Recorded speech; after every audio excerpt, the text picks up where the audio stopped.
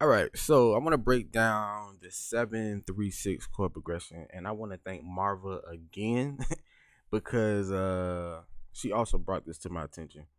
For some reason, I don't know why. When I reference a chord progression, I always talk about 7-3-6. I don't know why, and I forgot to put it in the chord progressions. So here it is. I'm gonna do it in C sharp, and the a couple reasons why I want to do it in C sharp is because I like the way it sounds in C sharp the most, and not saying it doesn't sound good in other keys, but anyway, I'm gonna just get to it.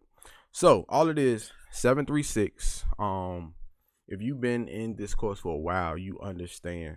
Even if you don't know the chords yet for the 7-3-6, you automatically know that it starts on the seventh tone of the scale, the third tone of the scale, and the sixth tone.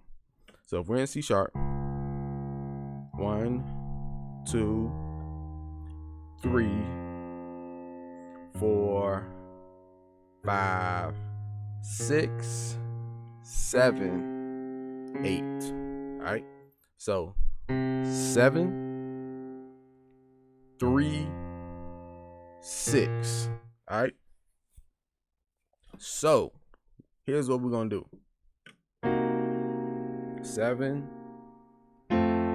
3, 6. So we're gonna play the 2 minor chord, which is E flat minor, okay, on 7. B flat, E flat, F sharp. That's E flat minor on 7. And then on 3, we're gonna play the F major chord. All right. And then on 7, we play the C sharp major 7th chord. All right, so I'm gonna do that again a little slower. On 7, we play the E flat minor chord. That's B flat, E flat, C sharp. I'm sorry, F sharp. E flat, B flat, E flat, F sharp. B flat, E flat, F sharp on 7. All right. Then on 3,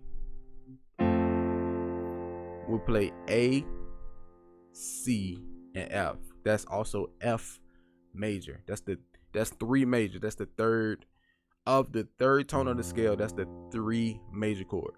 And then on 6, we play the C sharp major 7th chord. Okay. Now of course this is inverted, all right? Because if we played it regular, like the regular root, it'll look like that. Because the C sharp major adds 7. But instead we inverted it.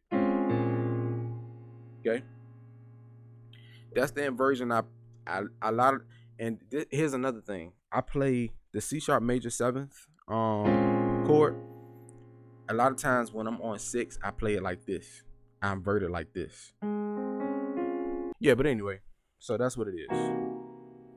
Another thing you could do, you could double it up on C sharp. No, not double it up, but on 7, you can play the C and the E. It sounds a little more full. Okay. And on 3, you can play the 5th because they're 5 degrees apart. 1, 2, 3, 4, 5. That's based off the F major scale because you're playing the F note. Okay.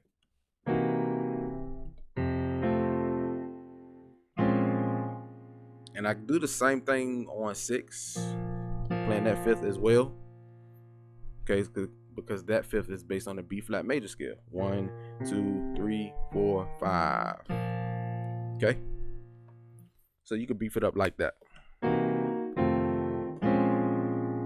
All right. But you can use 7-3-6 for a lot of talk music. So you can just be playing.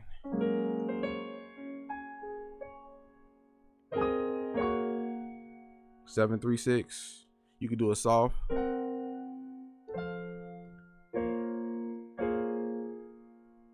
And then,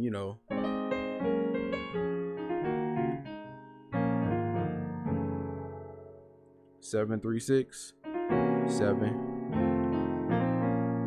And what I did right there,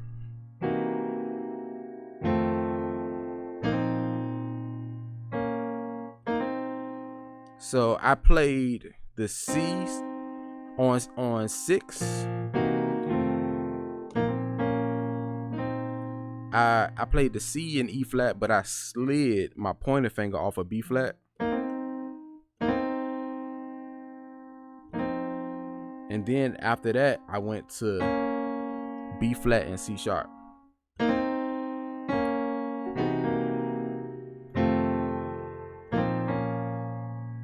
Okay. So that's all I did. So that's the 7-3-6.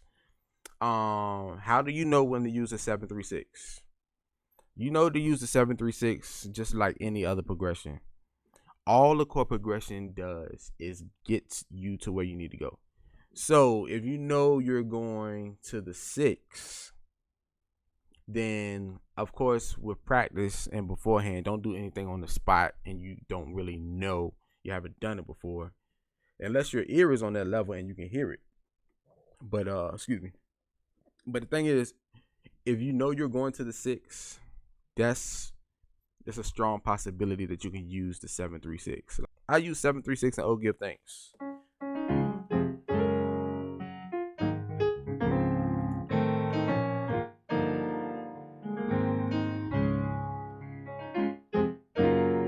Seven, 3, 6. I'm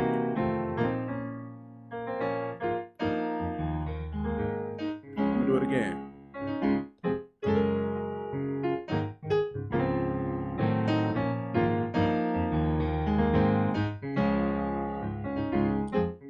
7-3-6.